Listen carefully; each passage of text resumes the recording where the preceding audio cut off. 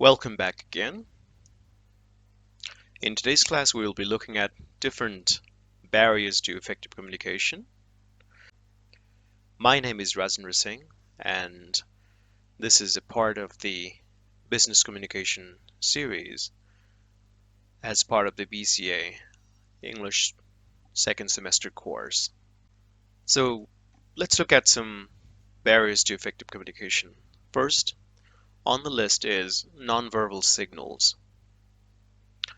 So communication can be divided into three aspects, especially oral communication. The first aspect is the message itself, the verbal part.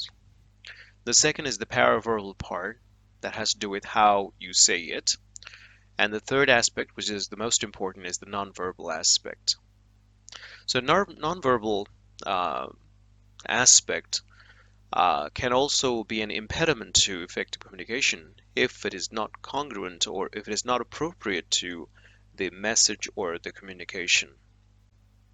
So instead of it being a vehicle to the understandability of the message, it can be a wall through which the message cannot pass. For example, eye contact is important, but what if a person is just staring at you?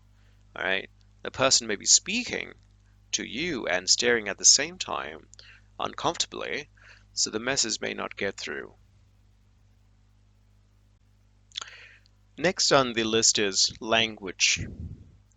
Language can be, for example, if you're communicating to someone from a different language or within the same language as well, it can, words in a language can pose as an impediment to effective communication.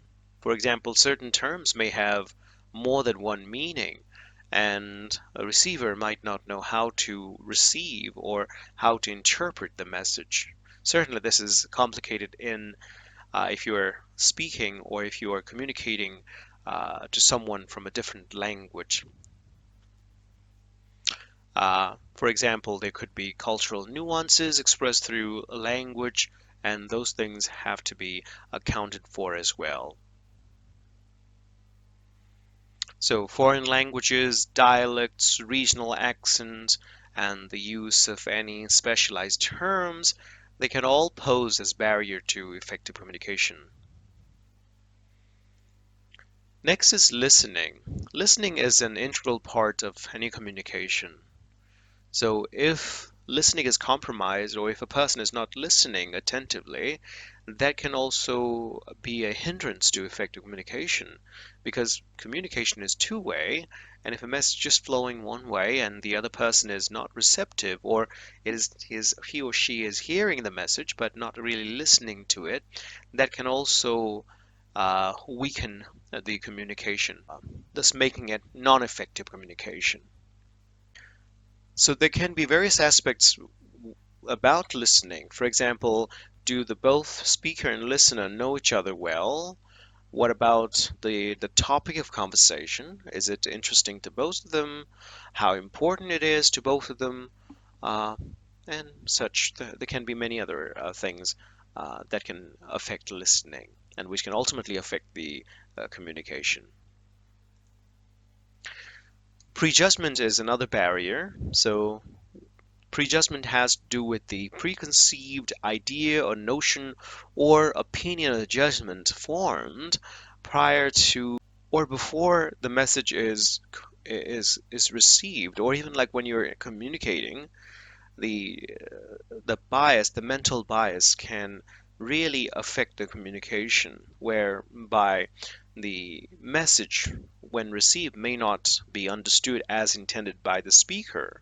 So you have to be very careful about prejudgment, and it's very common actually, where we base our ideas on some kind of notion, whether that is true or not, or whether that is pertinent to the communication at hand or not. But our prior judgment can and do affect our communication. So we have to watch out for that as well. For example, if you've heard, for example, a friend, I mean, a person as not being really ethical, and next time you're talking to that person, that coworker, that preconceived idea will be affecting your communication with that person. Relationships, for example, within a company, outside a company, your relationship, for example, uh, within a company could be uh, that can also pose as a barrier. For example, if the person you're communicating works at a different department, for example, with different sets of rules and all that, uh, so when you're communicating across departments or different within a company hierarchy, also within different levels, uh, the communication may be affected by that as well as your relationship, how good uh, or not, that can also affect the communication altogether. So emotional responses, um, so that can also affect our communication, in which emotional state we are in. For example, are we happy? Are we sad? Are we angry?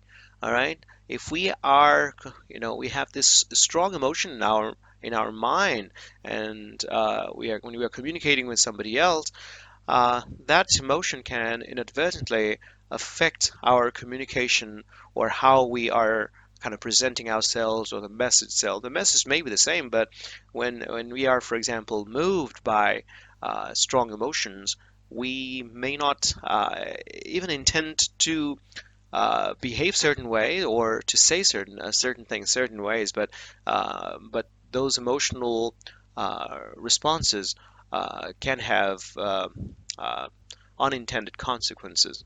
So if you are in a strong emotional state, so it's better not to make any important decision, right?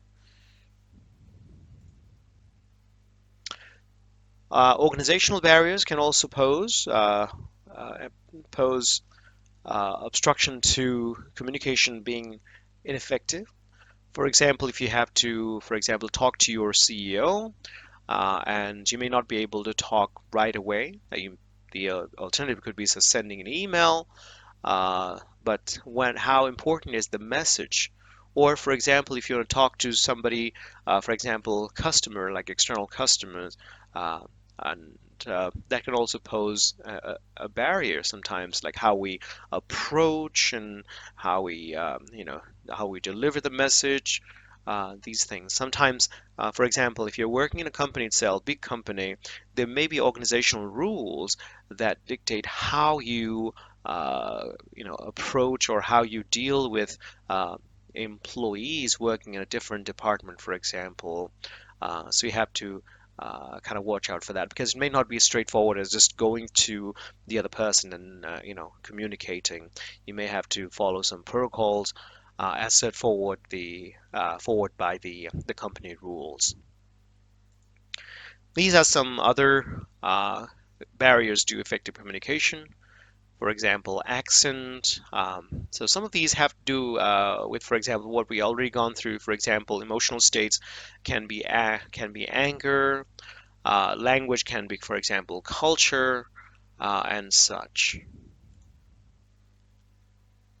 So thank you for watching, and I will post more videos like this that will help you with your BCA second semester English course, specifically business communication. Thank you.